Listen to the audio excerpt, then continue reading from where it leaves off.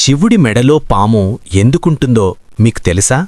అది కేవలం అలంకారమా, లేక దానికొక గొప్ప రహస్యముందా? శివుడి మెడలో ఉన్న ఆ పాము వాసుకి. వాసుకి ఎవరు? వాసుకి నాగరాజు. అతను శక్తివంతమైన పాము, దేవతలతో సంబంధమున్నవాడు. సముద్రమథనం కథ. పురాణాలలో దేవతలు అసురులు కలిసి సముద్రాన్ని మథించారు. అప్పుడు వాసుకిని తాడులా ఉపయోగించారు. హాలాహల విషం. మథనం సమయంలో భయంకరమైన విషం బయటకు వచ్చింది. హాలాహల విషం. అది ప్రపంచాన్ని నాశనం చేసే స్థాయిలో ఉంది. శివుడి త్యాగం. అప్పుడు శివుడు ఆ విషాన్ని తాగాడు. అందుకే ఆయన గొంతు నీలంగా మారింది. వాసుకి ఎందుకు మెడలో?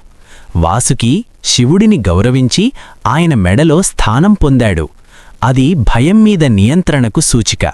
శివుడి మెడలో పాము అంటే భయాన్ని జయించడం, విషం అంటే సమస్యలు, పాము అంటే ప్రమాదం.